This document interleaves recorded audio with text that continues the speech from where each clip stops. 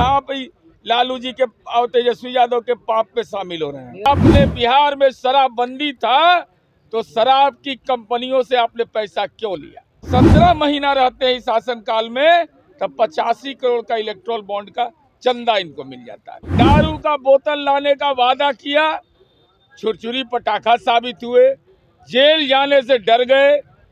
शराब की कंपनियों ने चंदा दिया तो किस कारण से चंदा दिया?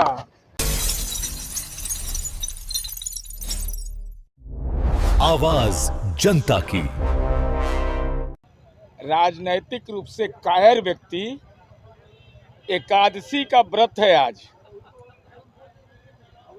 शराब का बोतल लाने का वादा था, लेकिन राजनीति के छुरछुरी पटाखा साबित हुए।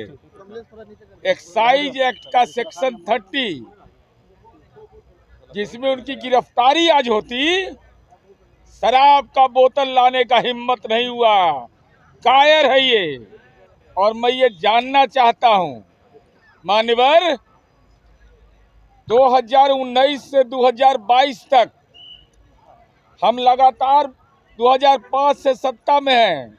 हमको 23 करोड़ रुपया इलेक्ट्रोल बॉन्ड के रूप में मिलता है और राष्ट्रीय जनता दल को 17 महीना में 85 करोड़ का इलेक्ट्रोल बॉन्ड के रूप में चंदा मिलता है। और चंदा कौन देता है? शराब की कंपनियां चंदा देती है। शराब की कंपनियों ने चंदा दिया तो किस कारण से चंदा दिया, यह स्पष्ट करना चाहिए। और इससे बड़ा जालसाजी क्या होगा? IFDA इंडस्ट्रीज लिमिटेड, जो पश्चिम बंगाल की कंपनी है, 2023-24 में मात्र 13 करोड़ 87 लाख उसकी पूंजी है और 35 करोड़ का चुनावी चंदा देता है। हमारा सवाल केवल एक है कि इलेक्ट्रोल बॉन्ड के रूप में चंदा लेना गुनाह नहीं था, लेकिन आपने बिहार में शराबबंदी था तो शराब की कंपनियों से आपने पैसा क्यों लिया? और इसका जवाब आप दे नहीं रहे हैं, मुद्दे को भटका रहे हैं। दारू का बोतल लाने का वादा किया, छुरछुरी पटाखा साबित हुए, जेल जाने से डर गए। एक्साइज एक्ट का सेक्शन 30 के तहत आप बेउर जेल की शोभा बढ़ाते। और महेंद्र प्रसाद जो दिवंगत हैं, वो दवा की कंपनी चलाते थे। दवा और दारू में अंतर समझ में नहीं आ रहा है? कोइलवर के फिट केस है सब। और वो राष्ट्रीय जनता दल के भी सांसद रहे हैं, कांग्रेस के भी सांसद रहे हैं, महामहिम राष्ट्रपति ने भी उनको नामित किया है, और वो जनता दल के भी सांसद रहे। कोई चंदा देता है और उसको इलेक्ट्रोल बॉन्ड, दोनों में अंतर समझ में नहीं आ रहा है। मैं यही जानना चाहता हूं कि आखिर कौन सा वो बिजनेस था कि हमको 17 वर्ष लग गया।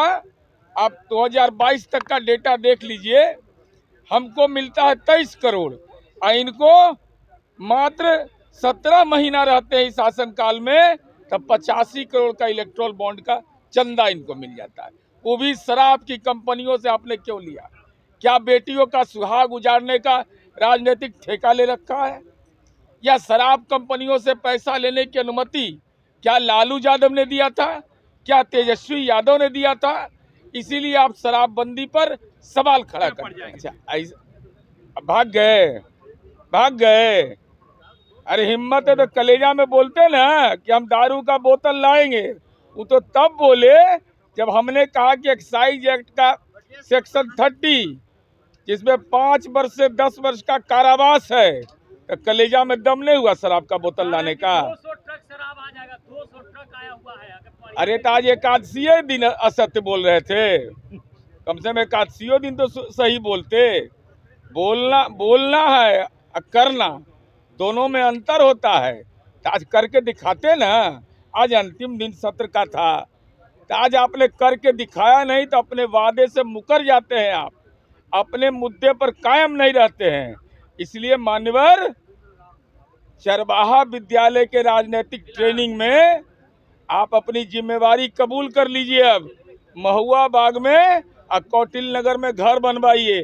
कहाँ आप लालू जी के और तेजस्वी यादव के पाप पे शामिल हो रहे हैं। मेयर जी लेकिन सवाल शराब पे तो बीजेपी भी उठा रही है, आरएलएम उठा रही है, तो अरे भाई आप पहले मुद्दे पर आइए। शराबबंदी पर सरकार क्या विचार करेगी? विचार अरे इस संबंध में माननीय विजय चौधरी जी ने स्पष्ट कह दिया, शराबबंदी कानून की व्याख्या भी कर दी।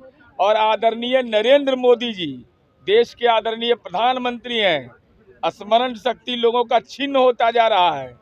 जब महागठबंधन की सरकार थी, गांधी मैदान की सार्वजनिक 350वां प्रकाशोत्सव में कहा था कि माननीय नीतीश कुमार जी ने साहसिक फैसला लिया है और यह केवल सरकार का काम नहीं है नियंत्रण करना, बल्कि तमाम दल संगठनों को सहयोग करना चाहिए।